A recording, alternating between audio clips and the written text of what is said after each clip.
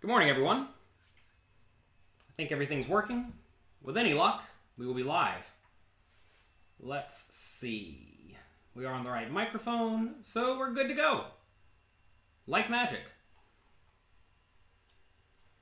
I've been told by someone I'm working with that we should perhaps remove a little coffee from YouTube.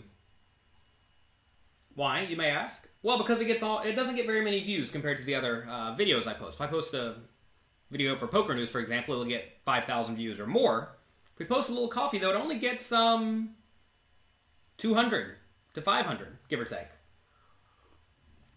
Drives down your stats, makes you look worse. So, the question becomes, should we only host this on Twitch? Now, it would still go live on YouTube. We would do the live stream on YouTube, but I would not keep it on YouTube. And I'm debating what to do about this. Maybe we need to make a little coffee channel? Not exactly sure. Michael posts the reason I want to keep it on YouTube, and that is because YouTube is by far the best video replayer. It's way better than Twitch, in my opinion.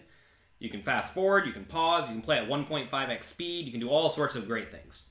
So maybe we should figure out a way to have it away from the rest of the videos because it is driving down my traffic. And that's a problem. So, anyway, see, Google Webmaster Central most recent article. Greg, please email me that. Or where's my pen? My pen's way over there. I don't think I have a pen right now. Super Donko. Oh wait, I do have a pen. We found one. Google Webmaster article. Google.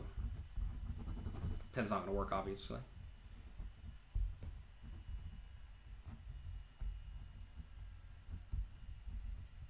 Good. If any of you have any advice for that, definitely let me know. He also said he was trying to rewatch it on Instagram. Yeah, Instagram is kind of difficult to watch on. YouTube's by far the best way to rewatch stuff, in my opinion. I mean, like I don't watch anything on Twitch. I don't watch much of anything on Instagram. But YouTube, I watch a lot of. I say a lot of. Most things that I watch are on YouTube, just because it's so easy to fast forward, download, so you can watch it on airplanes, right? Like I was on an airplane to and from Vegas recently, and my computer died, so I couldn't work as well as I wanted to. So I watched lots and lots of YouTube videos that I downloaded. Made life nice and easy. All right, anyway. Enough. Hello from Tuscaloosa. I hear they play football there. We had a question sent in. How do you throw off your opponents? And that's an interesting question, right? Because some people go well out of their way to try to throw off their opponents, and other people don't do anything beyond, at least in my mind, being themselves. So, I have a few examples from this book, people who I've worked directly with. We're going to go through the people on the top line, not counting myself. We have, can we see this? Bill Helmuth Jr., right here. What does he do to throw people off? Well, Phil does like literally everything, right? He will be loud, aggressive, he'll play well, he'll be quiet, he'll talk, he won't talk. All of these things do mess with his opponents, and he does it perhaps better than almost everyone. And that works really, really well against marginal and weak players. Right?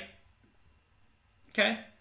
Next, what does Mike Sexton, second player in the line here, what does he do to throw off his opponents? You may say, nothing. He's just a nice guy. And he is just a nice guy. However, he has a way of getting you to not want to bust him. Weird thing to say, I know. But like when you're playing with Mike, you're having fun. You're enjoying yourself. You're having a good time. Because he'll talk, he's casual, he's nice, he's not rude. You know, it's a pleasant experience to play with Mike. And when you're playing with someone who gives you a pleasant experience, inevitably, you're not going to be trying to get them as hard. And, you know, if he makes an aggressive play, you're like, yeah, I mean, you probably got it. He's a generally tight, aggressive player, so his bluffs get through a lot. And that is interesting. Next, third in line, we have Olivier Bousquet. You all have played with him. He is a pretty intimidating table presence in that he, well, now he's big. He used to not be big. Now he's like big and buff because he decided to start fighting people.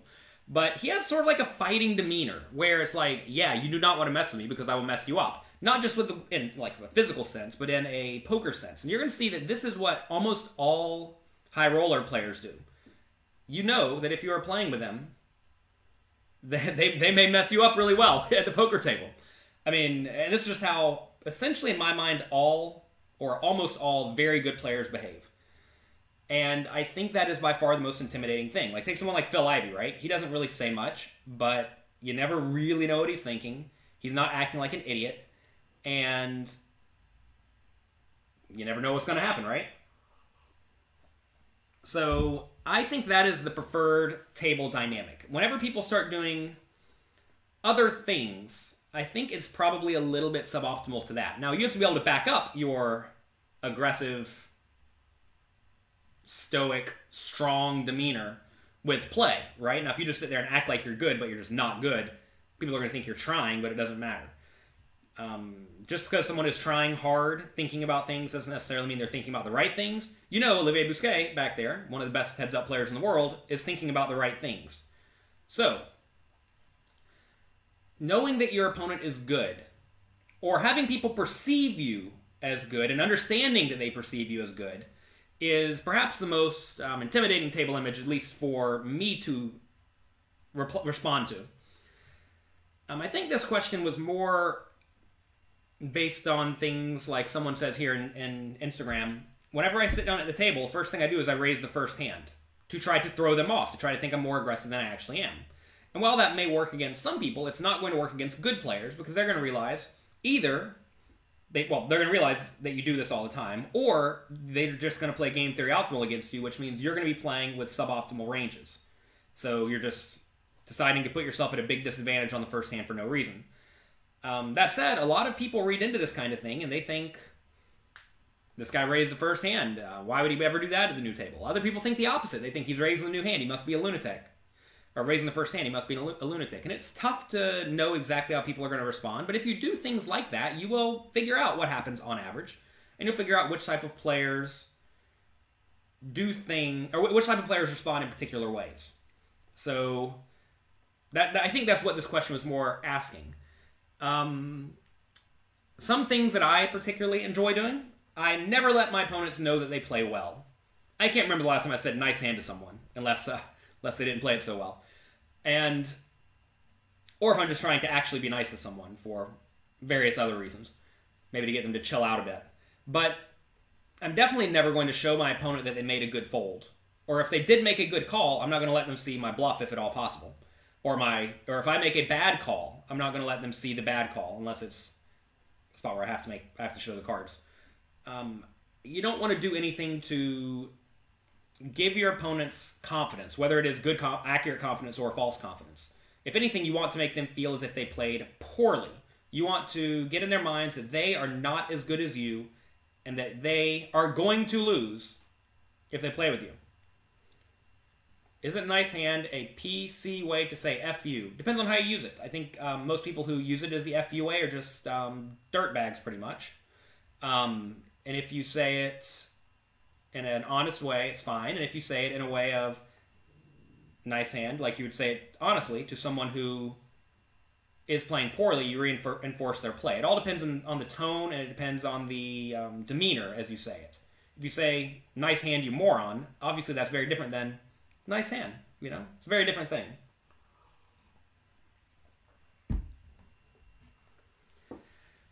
Let's see. Reading the chat here. Where are the diapers? They're on the baby. Helmuth is the best tournament player of all time.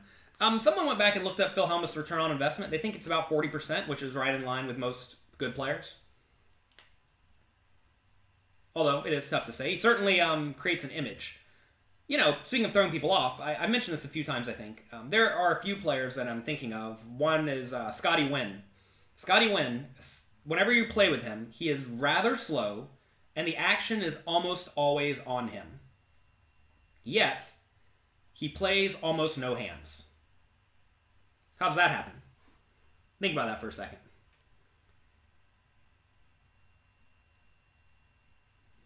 All right. Dwan has a presence like Ivy. I completely agree. Just like most other good players. Solvers or AI are the future? Probably. All games get more difficult as time progresses. And now we have computers. Long time no see from China/Macau, I'm not sure which, I can't remember. Welcome. Dr. Mize, I completely disagree with your assessment that nice hand means nice catch. You moron. It depends on who says it, again. It depends on how they say it. Some people are just actually nice.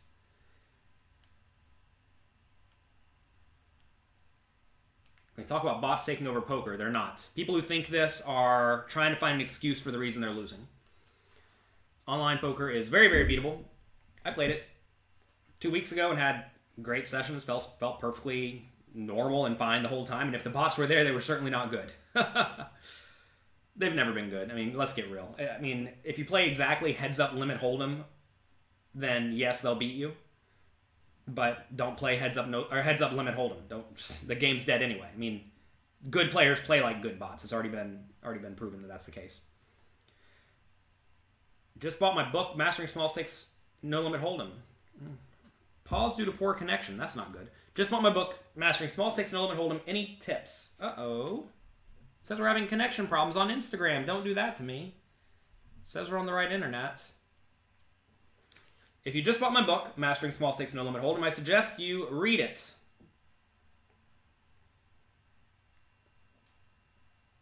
Sam says he tends to play nice hand when you feel your opponent outplayed you. That is when you don't want to say it, because that lets them know that you outplayed them, or that they outplayed you. So be careful of that. Okay, anyway, going back to how the action is on Scotty Nguyen, despite the fact that he plays no hands. He's very slow. He's very talkative. When it folds around to him, he'll look at his cards, think for a while, talk for a while, say, maybe next time, baby, and then he'll throw the cards in the muck. And then he moves on to the next hand. When he plays a hand, you're often in for like a 3 or 4 minute hand. It's going to take a long time. He's going to hem and haw, mull around a bit. And the action is on him a lot. Now, is that a good thing or a bad thing? Well, I think it's a bad thing if you're actually trying to win at poker, because you want to play as many hands per hour as you can if you have an edge. However, he may think that his opponents think that he is significantly tighter. I'm sorry, significantly more loose than he actually is, which results in people paying him off. Sometimes if people play slowly, people will go out of their way to try to bust them because it creates a poor experience, right? That said, if you are really slow, you will find that you have a hard time winning if other people are playing quickly. Quite often, the decisions you make with a 2-minute time bank are not that different than the decisions you're going to make with a 30-second time bank if you study a lot away from the table. So I don't really think that's a good adjustment, but it is what some people do. So keep that in mind. Just because the action is on someone a lot does not mean that they are actually playing a lot of hands. Do you play online recently? I played on Party Poker. When I was in Montreal and the Bahamas, I played lots and lots of Party Poker. How's the game changed from the old school days to today? There's a chapter in Excelling at No Limit Hold'em on that by Chad Holloway. Go read it. What's the study to play ratio look like? It depends on who you are and what you're doing. If you're not very good, you should be studying a lot. If you are very good, that's when you finally get to start playing. Okay, next. Can't read my own handwriting. Let's see. So, you can, of course, say things, too. Right? So, one thing that I do, and it works wildly well, is to get people to show me their hole cards. I don't know exactly what I'm doing. I've never really thought and planned this out, but after the hand,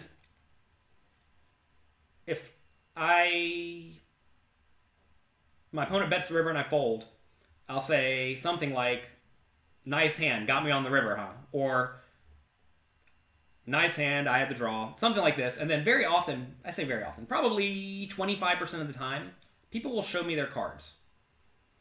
So is that valuable? And I think the answer is definitely yes. I think that's highly valuable. Louis Philippe, nice bluff. Exactly. Things like that. I have had a pretty good amount of success with this. And I think most other people do too.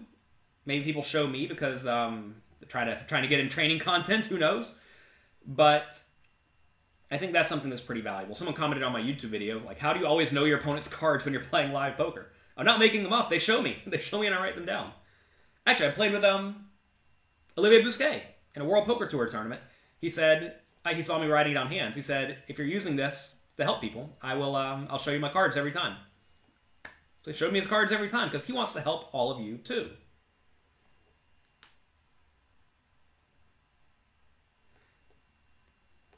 All right, let's see what else we have. You all are typing a lot in the chat today. Good morning from Serbia. Hello, hello. Do I play online poker in America? No. Split Suit wrote an article about if he was starting in 2018, how he would study the game. I have not read this article. I don't read a whole lot of articles. I don't have a ton of time, believe it or not. Can I make a recreational player profitable if they take the game seriously? Yes, of course. That's what I do over at pokercoaching.com. That is almost entirely what I do. Is I take people who are struggling to beat small and medium stakes games and make them medium stakes winners and give them a shot, if they want to keep studying and working hard, to succeed at the high stakes games. What's been the worst moments in my poker career? I lost a really big pot right at the end of the World Series of Poker a few years ago. I was having a bad World Series. I was being a bit of a degenerate as well, and it was not a good time in my life. And last hand of the summer, I think I was playing like 100, 200, 200, 400. We got it all in. Board was Jack 9-4, and I just like knew my opponent had aces, like min re-raise pre-flop or like check min raise the flop or something absurd. The board ran out Queen 10. I show my set. I had set of nines. He goes to muck.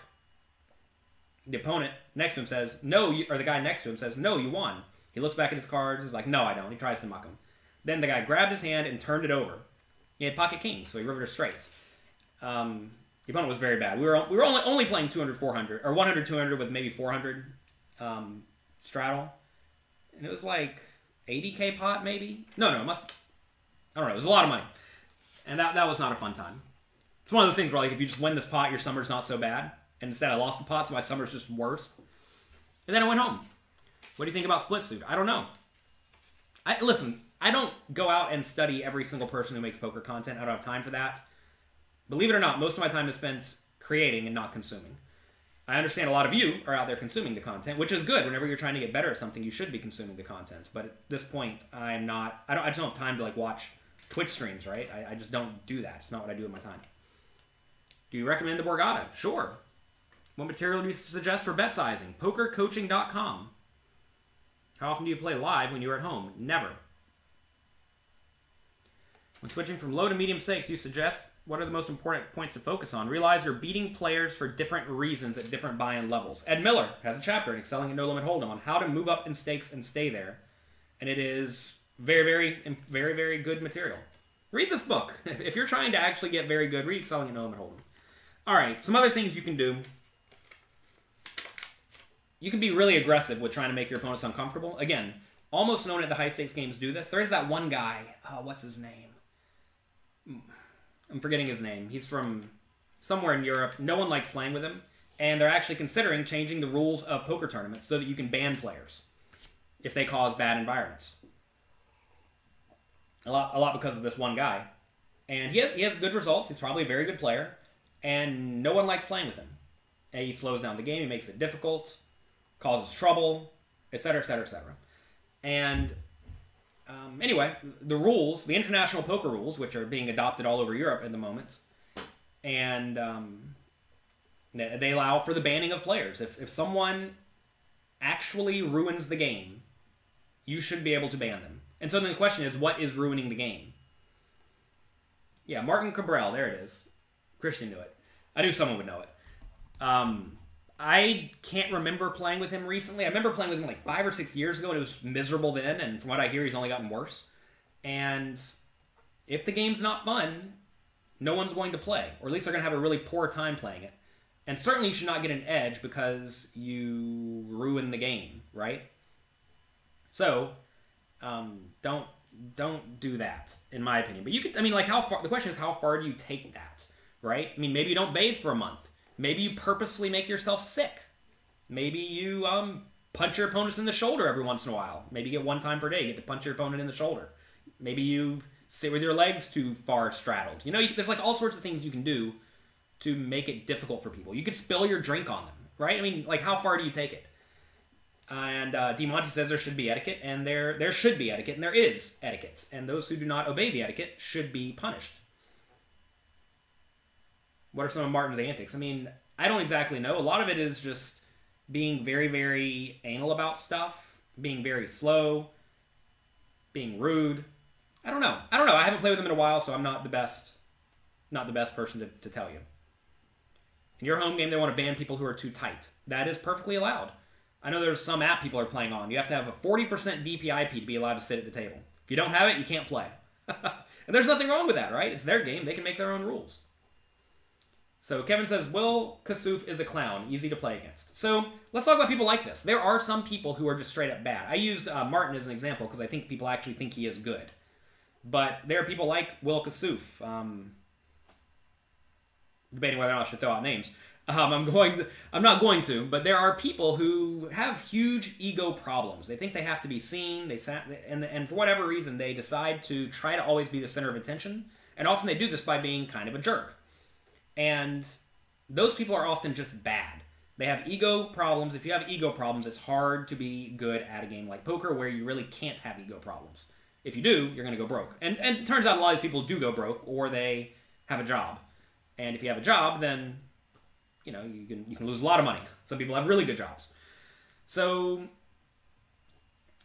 in situations like that, if you are actually not good at poker, having antics and trying to throw off your opponents by doing silly things or saying silly things, that's not really a good way to approach the game, in my opinion. That'll take you from being a loser to maybe a less of a loser, but it's certainly not going to make you any sort of big winner. Instead, you should actually study poker. And there's a very, very big difference in my mind between Martin Cabral and people like Will Kassouf, because Martin Cabral is very good at poker, and I don't know if he's just naturally the way he is, or if he's doing it on purpose. Because you have to understand, with very smart, calculated people, sometimes they are putting on an act. And I don't know if he is or not. He probably just isn't.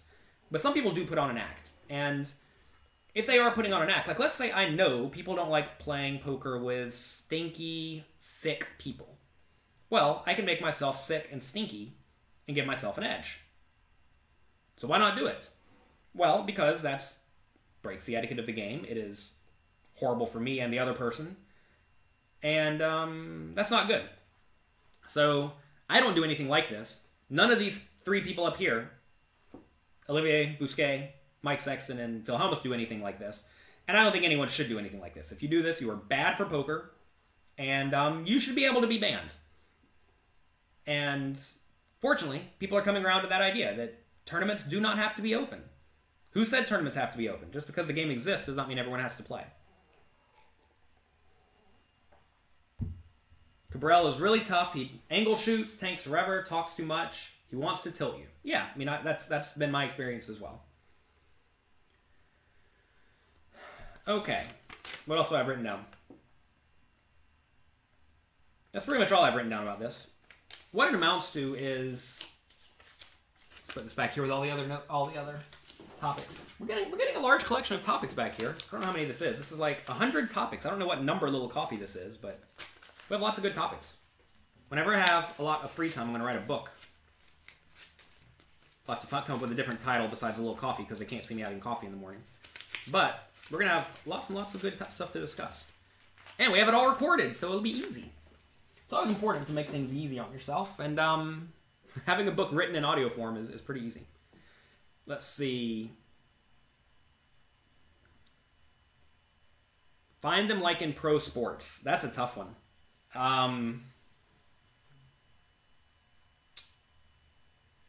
Yeah, why not?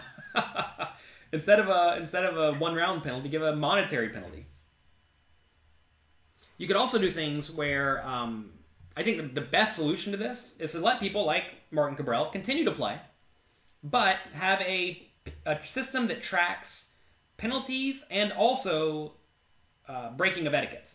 So if you break etiquette one time, nothing really happens, right? But if you break etiquette, let's say 3 times in a tournament, you're disqualified. That's a nice penalty. You're out. You don't just get fined. They take all of your money and they throw it in the trash.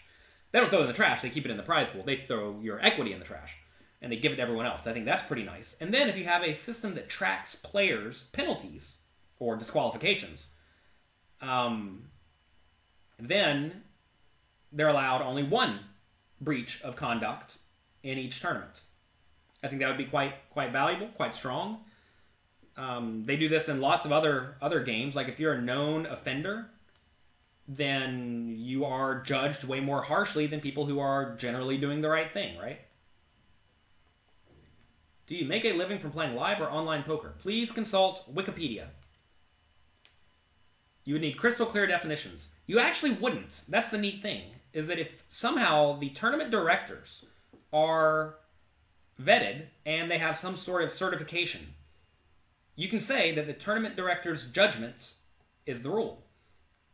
If someone does not like the tournament director, that's a problem for you, right? You don't make enemies with the tournament director. Someone says you need clear definitions for, like, what if someone smells poorly? Maybe you take a vote. I don't know. Maybe you, maybe the tournament director is given examples of what is bad smell. Then, of course, the tournament director has to be able to smell. If you can't, you have to find someone else's nose to use. But it is difficult to... The problem is all these etiquette things aren't actual rules, right? Like, you don't have to be nice to people. You're allowed to take forever. Right? You're allowed to be rude to the floor man. You're allowed to do all these things. The question is, should you? Should you be allowed to do these things? And if you should not be, who gets to decide what is what? I think having vetted tournament directors who understand the rules thoroughly, which is an issue today, all tournament directors don't understand the rules to the game, you will find that I think that cleans up the game and makes it a better experience. You have to understand, games are supposed to be fun. If they're not fun, people won't play, right? And we really want people playing poker because that's how the game grows and expands, etc., etc. We have a question. How do you play jacks? That's a very big question. Go to pokercoaching.com. You can sign up for a free trial there. And the question is not how do you play jacks ever. If you ask this question, how to play jacks, you are not thinking about the game soundly. You instead need to ask, how do I play my range in each situation? And jacks is always in your range. So how do you play what is essentially the medium strength hands in your range? Well, pre-flop it's not a medium strength hand. Pre-flop is great. But if you 3-bet someone and they 4-bet you, it's not a great hand anymore, right?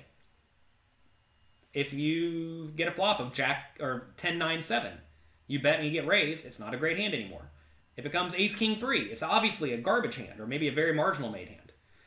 Anyway, in that scenario, you always don't want to ask, how do I play jacks? Because in that scenario, jacks, 10s, king-2, all those hands are essentially the same. And you're going to find that jacks often make medium-strength hands. The reason people have problems with medium-strength hands is because they think they either have to be betting and putting all their money in, or they're just check-folding.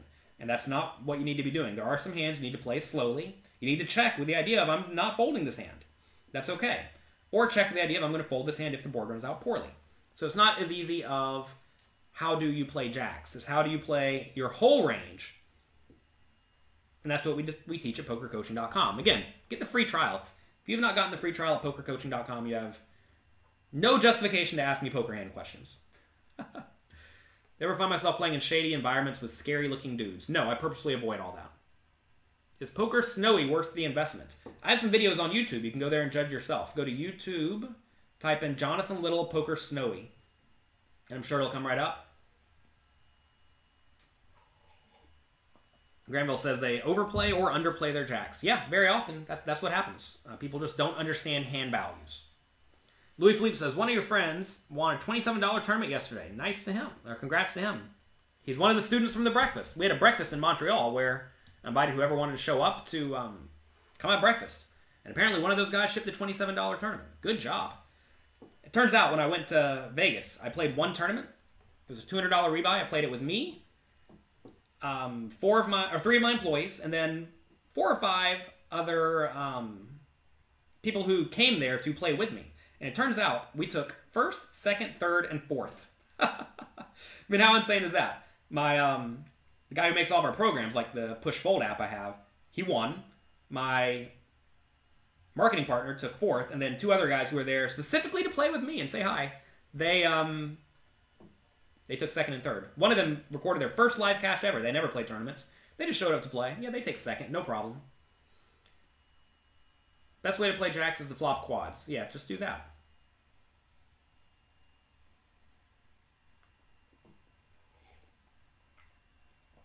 It makes no sense not to use a big blind ante. I generally agree. Could too much cologne perfume throw people off? Sure. I mean, again, too much cologne is stinky. I personally don't wear cologne. That was never a thing that I did. I never really got it. But some people do, and too much is definitely a problem. I'm trying to think, though. I don't think I've had this issue at the poker table. I have had people who do not smell good, but I don't think I've ever had people who are trying to smell good to the point that they smell bad. Do you think there's much skill in a $200 tournament? Oh, man, it was the softest thing I ever played. And it was a daily tournament in Vegas. I mean, that's people playing on a regular basis. Half the people were just completely clueless. Then the other half were either trying or decently good. And to be fair, it was 200 with rebuy, so it was actually more like a $500 tournament. Like, I think everyone I knew was in for 500. So it's not like it was chump change. But yeah, I mean, there's soft $500 buy-in tournaments in Vegas every single day. So do not miss out.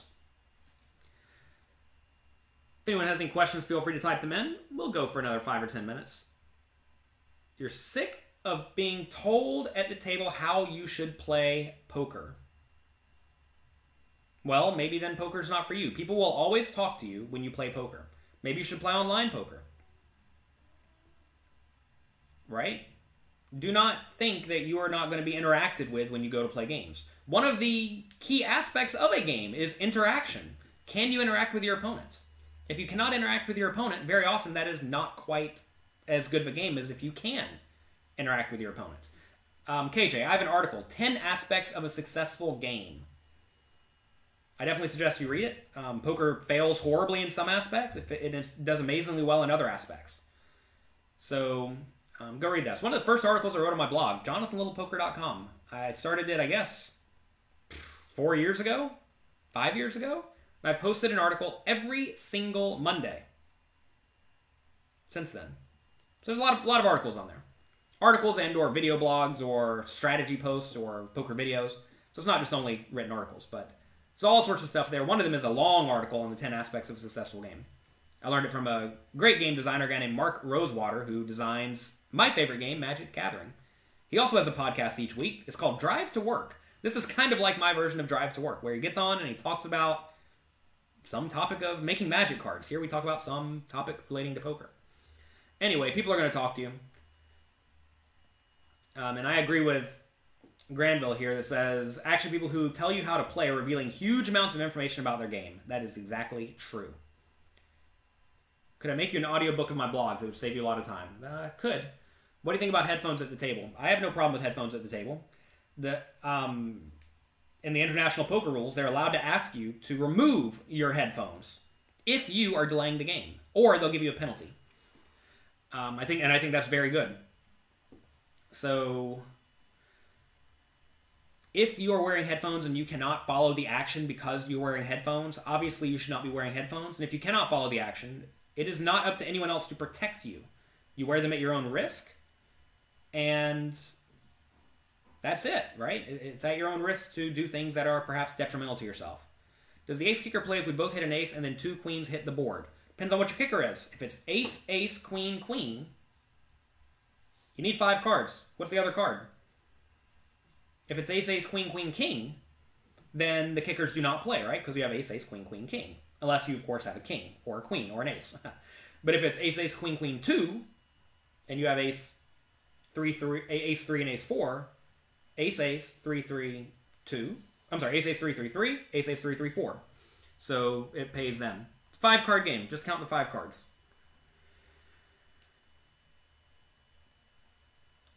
We play a weekly $70 tournament. What's the best book of mine you should invest in? Mastering Small Stakes No Limit Hold'em. You can get it at jonathanlittlepoker.com/mastering, or if you want a smaller book, you can get Strategies for Beating Small Stakes Poker Tournaments. It's only 80 pages long or so. It's a quick guide on how to beat the players you are almost certainly encountering in those games. So it depends on what you want to study. Do you want a 500-page book or an 80-page book? You get to pick. Is that your son trying to learn poker? Where? No, my son's not here today. He's out. They're doing laundry today. How much should rate affect your starting ranges? It should affect your starting ranges. It should definitely affect your defending ranges in cash games. As rake is higher, you should defend way less often. We talked about this recently, where essentially the way you beat high-raked games is to just play really tight. It's not hard to beat those games. Just sit there and play only good cards. Would you take a flip on the final table? Medium stack versus medium stack. It depends on the scenario. What are your odds, right? Mad Jester. Think about this scenario, right? Let's say it goes raise, you 3-bet with ace-king, someone goes all in. First question is, what are the pot odds we're getting? Say you know the guy has jacks. He shows them to you for fun. In that scenario, you know you're going to win, whatever, 47% of the time. What are your pot odds? Let's say he raised to 2 big blinds. You made it 6. He made it 18, all in. Well, now, obviously, you only need to win 30-ish% of the time, and you're going to win 47, so it would be foolish to fold. But say you raised to 2, or he made it 2, you made it 6, he makes it 100.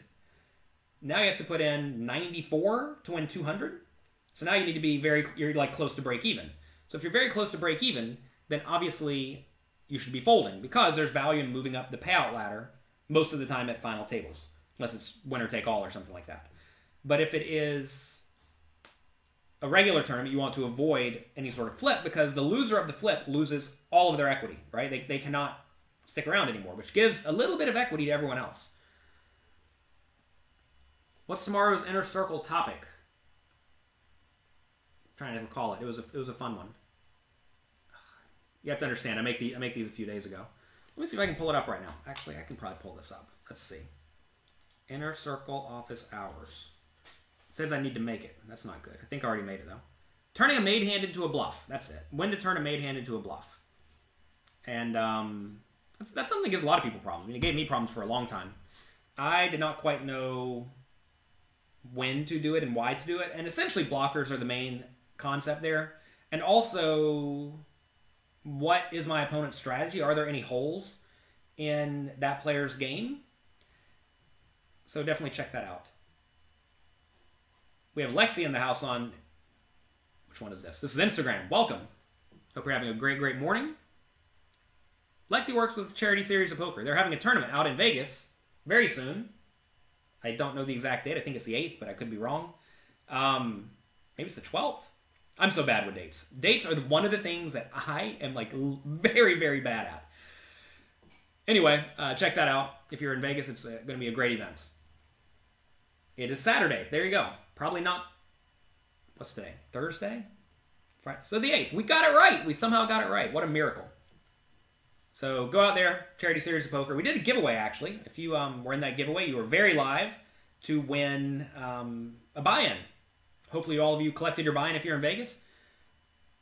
One winner got all sorts of stuff. I believe a year of poker coaching, 6 D&B poker books, including this one right here, Excelling at No Limit Hold'em. Got a flight out to Vegas, room at Planet Hollywood. So yeah, we give away fun stuff like that. Make sure you are on my email list so that you get access to this. Otherwise, you're going to miss out. Let's see. It is benefiting the Golden Knights Foundation. I hear they play a lot of hockey. So yeah. When you see ranges, when you look at your opponents, is it like the Matrix? No. It is more of counting numbers. It's not so hard to count. All right. Carlton says it was $2,300 value. Yes, we give away all sorts of fun stuff like that. Mr. Franklin wrote an essay from Greece. All right, let's see. You have a bankroll of 3K, playing mostly small stakes tournaments. Last 1,300 games, you're down 350 buy-ins. That's not very good. Your EV in these games was 9.8 big blinds. Am I doing something wrong, or is it just variance? You're losing most... I think you're probably playing poorly short-stacked. It's very important to understand that winning big blinds in tournaments does not necessarily translate to winning money. And this is what happens to a lot of good cash game players in live tournaments. So, for example, if you look at the chip leaders at the end of day 1 of a 5-day tournament, very often it's all the best cash game players, or it's like the overly loose aggressive players. Their big blind per 100 is through the roof with deep stacks. The problem is as they get shallow, they start to play the same strategy is what it amounts to. They keep playing splashy. They keep playing poorly.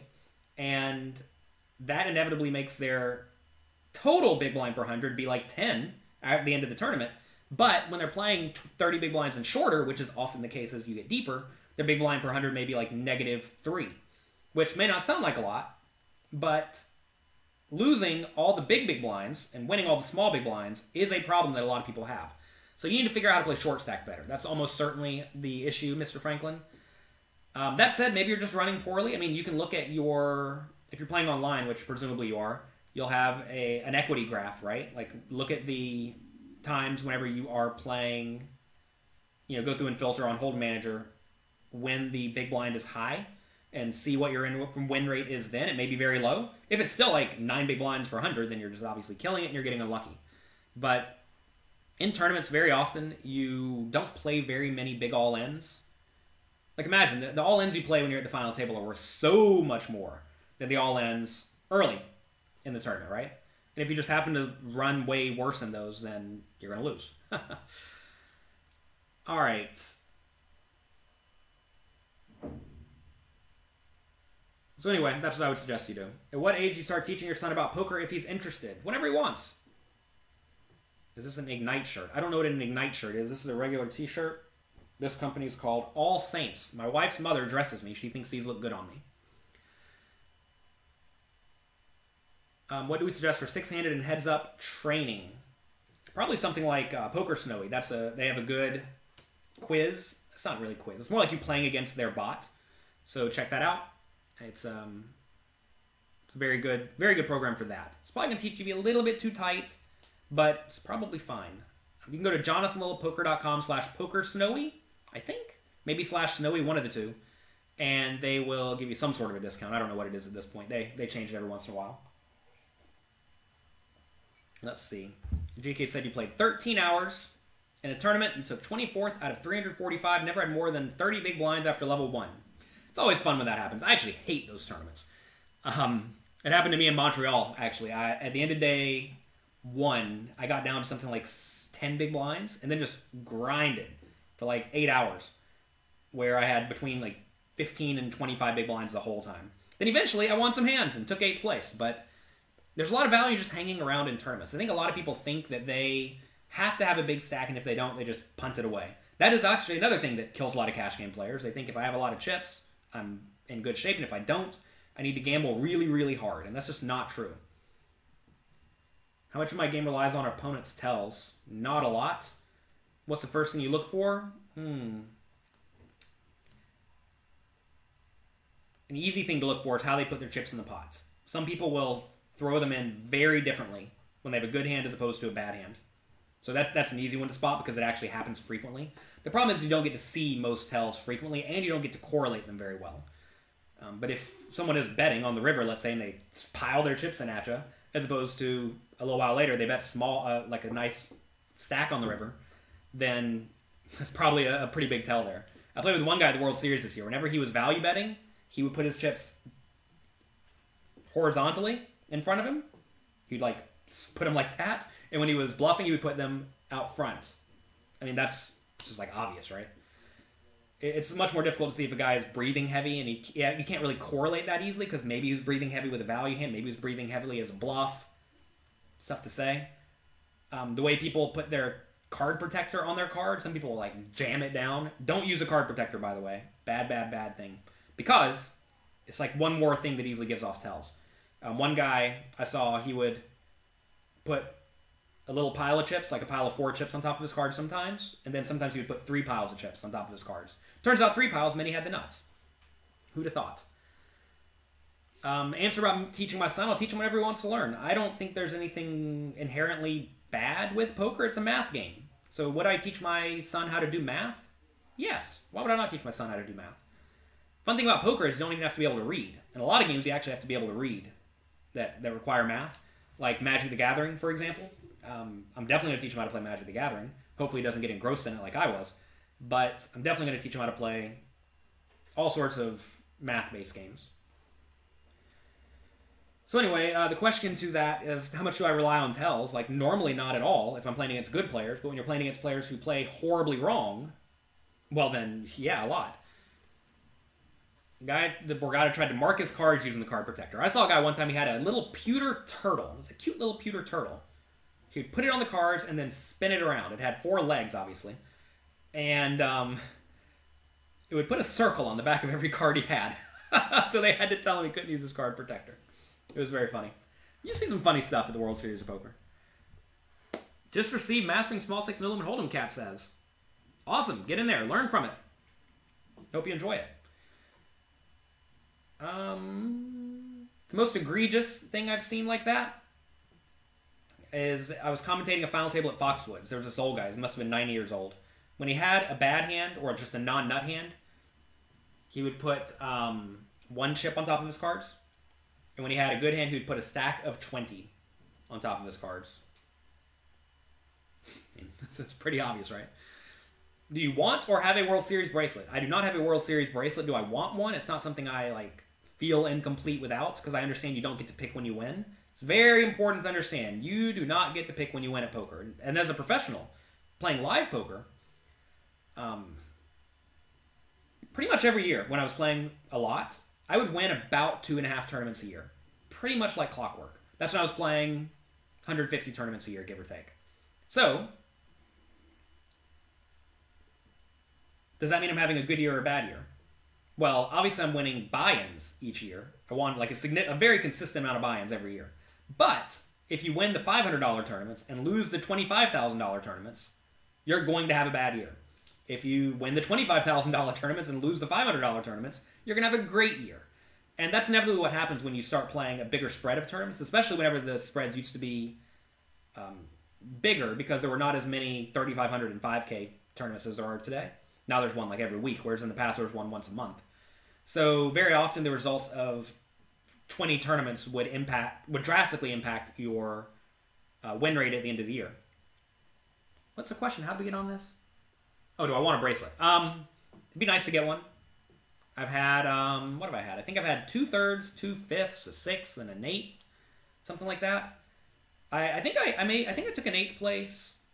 Was it last year? This year? I don't even remember. It was in some shootout tournament. I remember I had aces and I lost. I had aces and lost to kings. That was fun. A time I took 3rd, also in a shootout, a limit hold'em shootout. I had aces back-to-back hands and lost both of them. So it's just unfortunate. I remember a 5K 6-handed. I think I took 5th. I lost a big flip. If I win the flip, I win. If I lose the flip, I don't win. That was unfortunate. Oh, I did well in the tag team tournament. That's true. I didn't really play that. My mom and my dad played it. I just played the final table. They wanted me to play the final table. They somehow got us to the final table with no chips. 10 big blinds. First hand I get it all in with ace jack against ace 8 and I lose. So, again, you can't do anything about this stuff. So, understand, you don't get to pick when you win. Negreanu actually, a long time ago, looked at the biggest winners on the World Poker Tour and looked at their return on investment. And I believe mine was second behind his. So he was probably trying to brag a little bit. But mine was second behind his with something like 500% ROI. And my World Series results at that time were minus 30% ROI. So it's am I just the worst World Series player ever? It's no, it's variance. There's a lot of variance when you don't play very many tournaments. Will there be a Christmas student discount this year for my books? You're going to have to ask D&B Poker about that. They're in charge of my books. How do I feel about trying to build a bankroll playing sit and goes? Sure, you can build a bankroll playing anything. Go to jonathanlittlepoker.com/bankroll. What's the reasonable ROI for sit and goes? It depends on who you're playing against and the structure.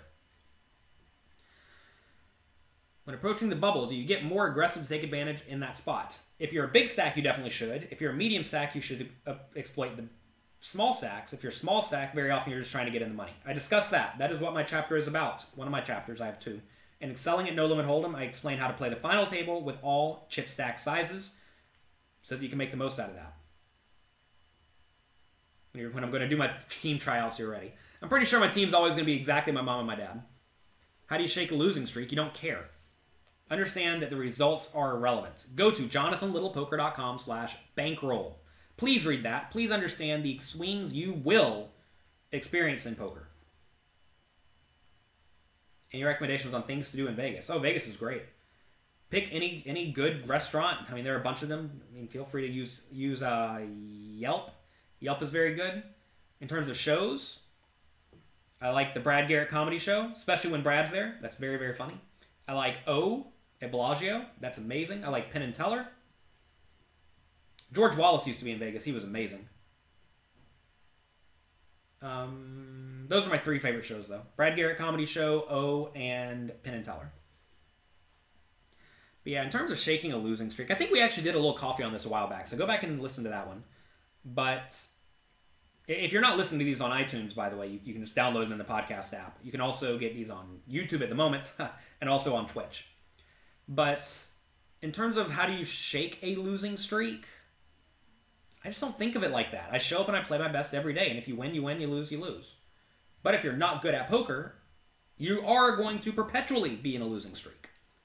Pudding recommends absinthe. I would probably recommend O before absinthe for most people, but absinthe's good. Listen, most shows in Vegas are good. If they are at a major casino, it's probably at least okay. Because you don't get to stay in a major casino unless you are profitable. I mean, like, there have been Cirque du Soleil shows that I went to that I thought were marginal. A year later, they were closed. So, they're either making money or they're not. If they're making money, it's because it's good. What do you do to personally keep a good balance? I separate my life pretty hardcore. Someone asked, do I play poker when I'm home? The answer is no, not at all. Do I work on my business type stuff when I'm traveling and playing poker? The answer is no, not at all. I do my best to not be too engrossed in my work when I'm having family time. That's probably the one I can work on the most because inevitably I get emails, and when you own a company, your job is to put out fires, and inevitably fires come up all the time. My Hendon Mob stats are amazing. Thank you. Sometimes you're lucky. What's the best daily tournament in Vegas? I don't know. Funny enough, the only tournament available that was a regular tournament in Vegas last Sunday was a $200 rebuy tournament at Venetian. I actively boycott Venetian because they are very against online poker. But Aria, it was my first choice, had a short deck tournament that day, so we were not going to play short deck because all my students wanted to play regular no limit hold'em where they could practice their skills. Bellagio had a 2-day $500 tournament. We could only play a 1-day tournament. It was part of their 5 Diamond series. Wynn had a 500 Survivor tournament, which is basically a satellite. We didn't want to play a satellite. And where does that leave? I didn't look at Caesars. I think Caesars had like a $100 tournament or something, and we wanted to play a little bit bigger. So Venetian was the only one. And I really do not try to play at Venetian. I recommend everyone do not play at Venetian. Unless, of course, you don't like poker. But, what are you going to do? Sometimes you have no options. If you want to play, you got to play. Where do I live? New York City. How many players were in the Venetian tournaments? I don't know. I think about 100, but there were a lot of re-entries.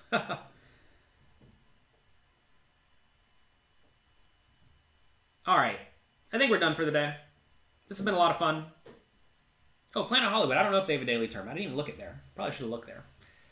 Planet Hollywood was a fun casino. I actually like it a lot. It used to be called the Aladdin, and apparently that didn't go over too well after 9/11. So they changed it to Planet Hollywood. How often do I play cash games? Whenever I feel like it. Not very often, though.